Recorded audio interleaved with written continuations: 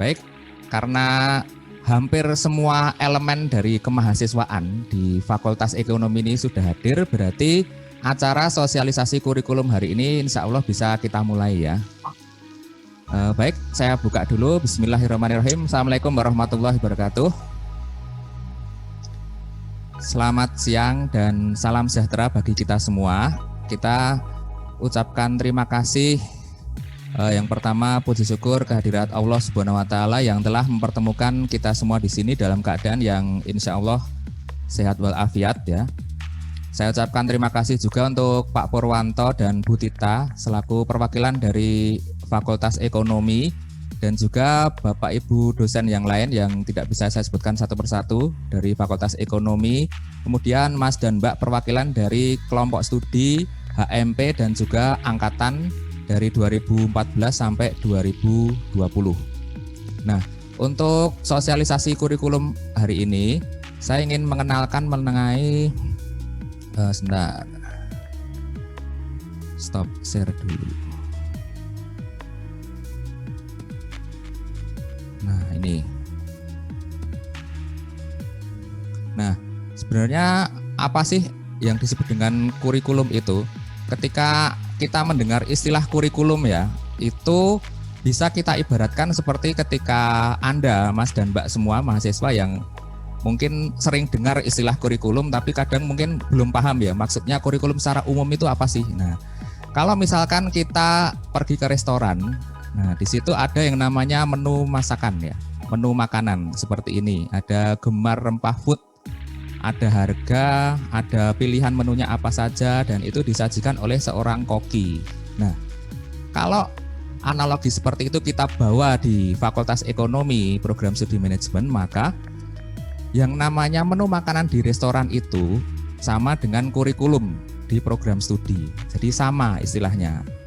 Fungsinya itu sama, ditujukan untuk melayani Anda, untuk memenuhi apa yang menjadi kebutuhan dan keinginan Anda. Dalam hari ini apa? Kebutuhan dan keinginan Anda sebagai seorang mahasiswa. Nah, kemudian kurikulum itu sendiri adalah maknanya adalah inti dari proses kegiatan belajar mengajar. Jadi kita pahami bersama ya bahwa Anda ketika lulus dari SMA ingin masuk ke kuliah, nah dengan posisi seperti ini menggunakan seragam SMA, Anda mendaftar masuk ke Fakultas Ekonomi. Nah, posisi Anda itu sebagai input. Nah, di sini di kotak biru ini. Nah, kurikulum itu nantinya akan Anda terima dalam kegiatan belajar mengajar sehingga dia bagian dari proses kegiatan dalam pembentukan karakter Anda, pembentukan potensi Anda, kemudian bagaimana caranya supaya Anda itu bisa berkembang lebih baik dibandingkan sebelumnya. Nah, harapannya nantinya bisa terjadi yang namanya output. Outputnya apa? Outputnya ya Anda yang masuk sebagai mahasiswa Fakultas Ekonomi, nanti ketika sudah jadi alumni, insya Allah semuanya bisa sukses sebagai karyawan profesional seperti ini maupun sebagai seorang wirausahawan yang sukses. Nah, itu harapan kita bersama. Nah, kemudian apa sih kurikulum itu dan apa kaitannya dengan VMTS program studi dan fakultas? Nah, tadi kan kita sudah mendengar bersama ya, ada visi, misi, tujuan, sasaran dari Fakultas Ekonomi dan program studi yang sudah disampaikan oleh Pak Ardian. Nah, apa yang ada di VMTS itu tadi ada kaitan yang erat dengan kurikulum. Karena apa? Yang namanya kurikulum itu semacam peta jalan. Nah, jadi semacam petunjuk arah. Bagaimana sih supaya mahasiswa Fakultas Ekonomi itu bisa mencapai unsur-unsur yang terdapat pada VMTS. Apa saja unsur-unsurnya? Ada mandiri, berkarakter, memiliki nilai-nilai kejuangan, dan unggul. Nah, itu.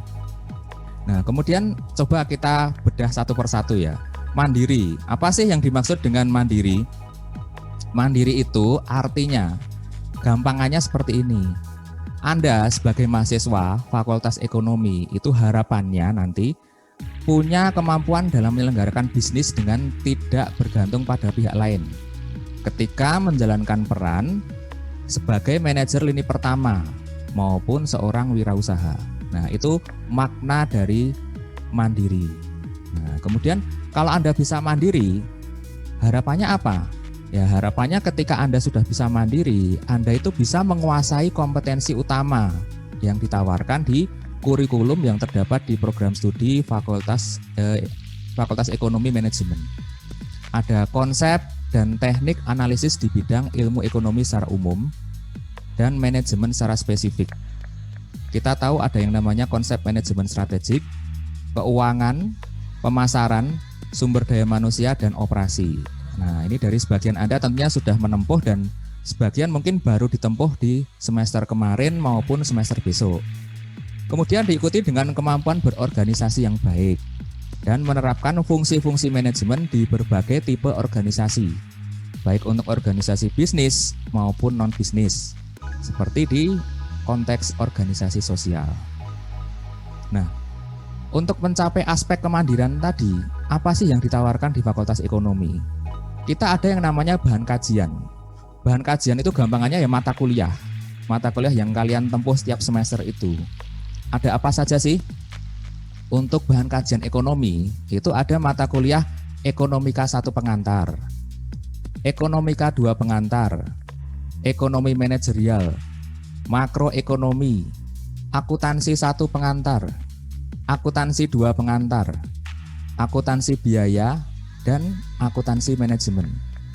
Ada juga untuk bahan kajian manajemen, ada manajemen pengantar, Manajemen keuangan 1, Manajemen keuangan 2, Dasar-dasar pemasaran, Manajemen pemasaran, Manajemen sumber daya manusia atau SDM, Manajemen operasi, Manajemen strategik, Sistem informasi manajemen, Teori portofolio dan analisis investasi, Perilaku organisasional, dan terakhir mata kuliah yang jadi favorit semua mahasiswa, ada yang namanya skripsi.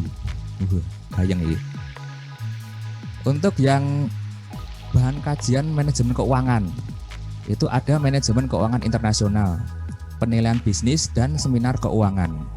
Untuk yang bahan kajian manajemen pemasaran, ada perilaku konsumen, pemasaran jasa, dan seminar pemasaran. Untuk yang bahan kajian manajemen sumber daya manusia, ada kepemimpinan, perubahan dan pengembangan organisasi, dan seminar sumber daya manusia atau SDM. Nah, unsur berikutnya ada yang namanya aspek berkarakter. Ditandai dengan apa? Anda sebagai mahasiswa itu punya pola pikir yang positif, kepribadian yang baik, akhlak mulia, serta kemampuan untuk bekerja sama dengan pihak lain. Nah, harapannya ketika Anda menguasai aspek karakter tadi, Anda selaku mahasiswa maupun lulusan nantinya bisa menguasai kompetensi tambahan. Ada kemampuan beradaptasi di berbagai lingkungan, berpikir kreatif dan inovatif, membangun social networking, serta memiliki etika yang baik ketika menjalankan perannya sebagai manajer lini pertama maupun seorang wirausaha. Nah, mata kuliahnya apa? Banyak. Ada pendidikan agama yang disesuaikan dengan ajaran agama masing-masing. Ada pendidikan Pancasila, pendidikan kewarganegaraan, etika bisnis, psikologi dasar, kuliah kerja lapangan, dan kuliah kerja nyata atau KKN. Nah, berikutnya ada juga aspek yang berkaitan dengan nilai-nilai kejuangan. Artinya apa? Anda nantinya diharapkan ketika lulus dari Fakultas Ekonomi Program Studi Manajemen, Anda punya daya juang yang tinggi, mampu menghargai dan meneladani perjuangan para pendahulu, serta tidak semata-mata berorientasi pada keuntungan finansial, namun lebih mengutamakan pada pelaksanaan tata kelola bisnis yang baik dalam rangka menghasilkan manfaat yang optimal bagi stakeholder. Nah, kalau Anda sudah punya nilai-nilai kejuangan tadi, harapannya nanti ke depan ketika Anda sudah berbisnis atau bekerja di kantor, Anda bisa menjalin hubungan yang saling menguntungkan dengan semua pihak yang mungkin memperoleh keuntungan atau sebaliknya kerugian dari kebijakan dan aktivitas perusahaan atau bisnis yang Anda kelola. Siapa saja? Banyak. Ada pelanggan, investor, pemasok, pemerintah, karyawan, distributor, pemerhati lingkungan, dan masyarakat sekitar. Terus mata kuliahnya apa supaya unsur tadi bisa terpenuhi? Seluruh mata kuliah yang sudah Anda tempuh meliputi bahan kajian ekonomi, manajemen secara umum maupun spesifik, ada mata kuliah yang berkaitan dengan sikap, alat, komunikasi, dan bisnis, serta diperkuat dengan mata kuliah yang menjadi ciri khas dari institusi atau kampus kita, yaitu mata kuliah nilai kejuangan. Nah, berikutnya ada yang namanya unsur unggul. Nah, ini unsur yang terakhir dan tidak kalah pentingnya dibandingkan unsur-unsur yang lain. Anda nantinya diharapkan bisa mampu bersaing dengan lulusan dari program studi pada lembaga pendidikan tinggi lainnya, sebagai manajer lini pertama maupun seorang wirausaha, melalui program kerja yang berfokus di bidang manajemen bisnis secara umum dan UMKM secara khusus di tingkat regional.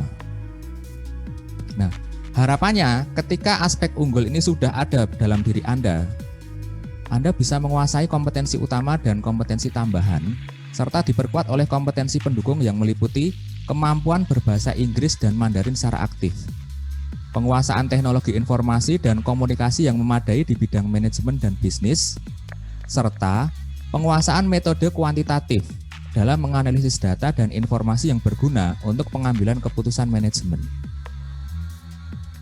Nah, terus mata kuliahnya apa? Banyak. Ada bahan kajian alat. Nah, di situ Anda akan ketemu dengan mata kuliah praktek simulasi manajemen, matematika ekonomi dan bisnis, statistika 1, statistika 2, metode penelitian bisnis, perencanaan bisnis, metode kuantitatif, ekonometrika, laboratorium komputer 1 dan laboratorium komputer 2. Kemudian diperkuat dengan bahan kajian komunikasi, komunikasi bisnis, bahasa Indonesia, bahasa Inggris 1, bahasa Inggris 2, bahasa Mandarin bisnis 1, dan bahasa Mandarin bisnis 2. Ada juga yang termasuk bahan kajian bisnis. Ada bisnis pengantar, kewirausahaan 1, kewirausahaan 2, bisnis internasional, hukum bisnis, dan yang terakhir negosiasi bisnis. Nah, kemudian sekarang terkait dengan kebijakan untuk beban studi. Nantinya ketika Anda bisa menyelesaikan perkuliahan di Fakultas Ekonomi, Anda diharapkan bisa lulus minimal 150 SKS dengan IPK minimal 2,0 yang terdiri dari mata kuliah wajib dan pilihan. Kemudian tidak ada nilai E. Total SKS mata kuliah yang mempunyai nilai D tidak melebihi 10% dari SKS mata kuliah yang harus ditempuh. Dan batas waktu studi Anda maksimal 7 tahun. Nah, rinciannya apa? Ada yang namanya mata kuliah wajib. Itu sejumlah 141 SKS. Di semester 1 Anda dapat 23 SKS. Semester 2 24 SKS. Semester 3 23 SKS. Dan seterusnya sampai semester 8. Untuk mata kuliah pilihan ada 9 SKS.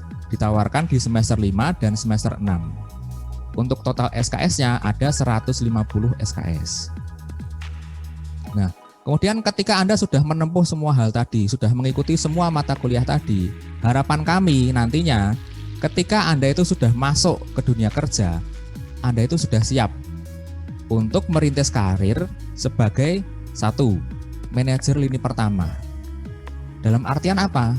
Anda itu sebagai sarjana atau lulusan atau sebagai praktisi atau sebagai pengusaha yang mampu menjalankan proses manajemen pada lini pertama. Anda bisa merencanakan, mengorganisasikan, memimpin, berkomunikasi, dan bernegosiasi, serta dapat mengendalikan organisasi bisnis dan non-bisnis di bidang keuangan, pemasaran. Ini tadi putus ya? Halo? Tadi terputus ya? Iya, Pak. Saya share lagi ya. Ya. Saya lanjutkan. Mungkin sinyal ini. Ini udah pakai yang Zoom berbayar loh pada. Oke, saya lanjutkan ya untuk yang profil lulusan berikutnya, yaitu sebagai wirausaha.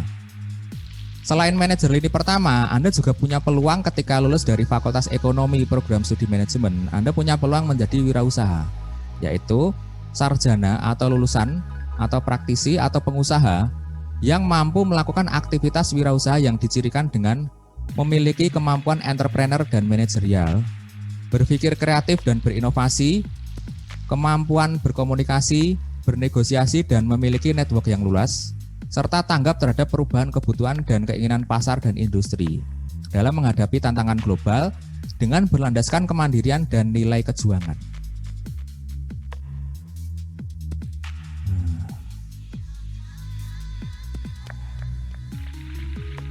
Nah, kemudian sebagai penutup, apa yang sudah kami sampaikan tadi adalah terkait dengan 3 hal ini. Ada input Anda sebagai mahasiswa, kemudian proses yaitu kurikulum yang sedang berjalan saat ini, yang detailnya sudah saya sampaikan barusan, dan juga output, harapan dari ketika kurikulum ini sudah berjalan dan bisa menghasilkan lulusan yang seperti apa dari Anda. Nah, supaya ke depannya yang namanya kurikulum ini bisa lebih sempurna, lebih baik lagi dibandingkan periode sebelumnya, maka kami jelas membutuhkan bantuan Anda, Mas dan Mbak semua sebagai mahasiswa di Fakultas Ekonomi. Nah, makanya di sini ada yang namanya elemen feedback. Nah, feedback itu apa sih? Timbal balik. Nah, timbal balik itu bisa berupa masukan, bisa berupa kritikan, keluhan, hal-hal yang mungkin kurang pas, hal-hal yang membuat Anda kecewa, hal-hal yang membuat Anda tidak suka dari kurikulum yang sudah berjalan ini dan mungkin belum sesuai dengan apa yang menjadi pikiran atau harapan Anda ke depannya. Nah, itu yang ingin kami tampung dari acara hari ini terkait dengan kurikulum ya. Nah, saya ingin tahu pendapat dari Mas dan Mbak semua untuk kurikulum yang sudah berjalan dan yang sudah saya sampaikan ini, kira-kira menurut Anda bagaimana? Sudah tepat atau belum? Karena apa? Kedepannya nanti kami akan melakukan semacam perbaikan. Kita akan menyusun ulang yang namanya kurikulum itu, kita tambahkan, kita kurangi, kita hilangkan beberapa mata kuliah yang tidak relevan dan kita ganti dengan mata kuliah lain yang mungkin sesuai dengan apa yang menjadi kebutuhan Anda selaku stakeholder utama dari Fakultas Ekonomi, yaitu mahasiswa. Nah, itu sebenarnya yang menjadi tujuan dari sesi sosialisasi kurikulum saya pada hari ini.